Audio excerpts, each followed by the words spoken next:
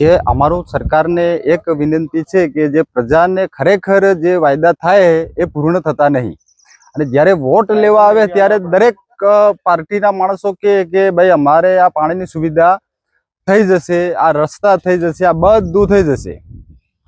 હવે જો બધી સુવિધા થઈ જતી હોય તો પછી આ પ્રજાને દુઃખ કેમ? અને એ દુઃખ જાણવું હોય તો ઘર ઘર તમે દેખો કે ખરેખર અમારે કુવા તમે આપો તો કુવા 300 ફૂટ, બોર આપો તો 300 ફૂટે પાણી નહીં આવતું, બરાબર।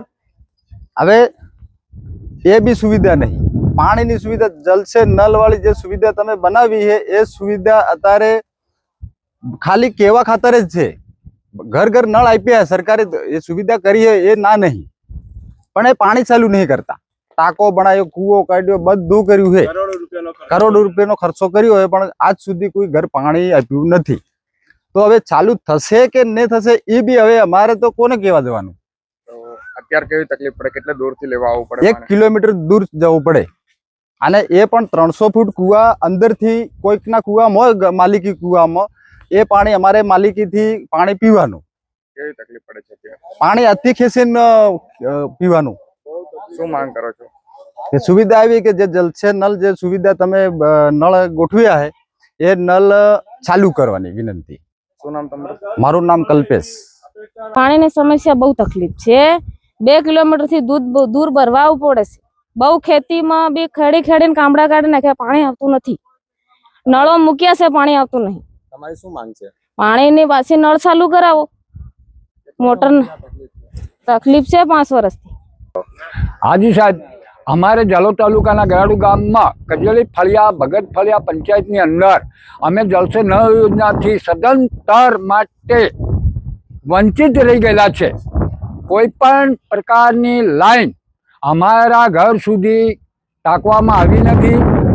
સરકારે જે તે કોન્ટ્રાક્ટરને આ ઇસ્યુ આપેલો છે લાઈન પૂરું કરવાનો, એને કામ પોતાની ડબે કરીને કાગળ પર બોલાવેલું હશે પણ અમારા ઘર સુધી વાસ્તવિક ધોરણે એક પણ પાઇપ નાખવામાં આવી નથી।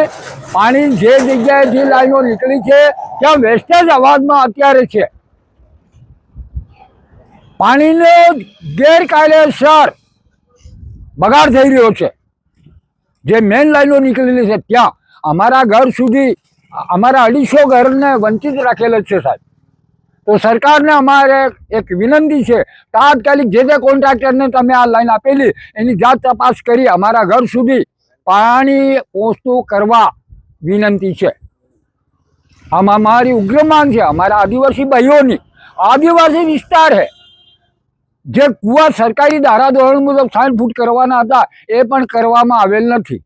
અત્યારે પાણીના તળિયે એટલે નીચે જતો રહ્યો છે। હેન્ડપંપ લાખો બોલતા હશે પણ બધા ખાલી છે, નથી એને રિપેર કરવામાં આવેલા। હા, અને પાણી લીકેજ જે લાઈનોમાં અંદર જે કામકાજ કરેલું હોય ત્યાં પાણીના ખોટો વિસ્ટેજ થઈ રહ્યો છે, લાઈનો બગાડ। હવે ગરાડુ સહિત જે વિવિધ ગામો છે એમાં પાણીની સમસ્યા બાબતે રજૂઆત આવેલી છે।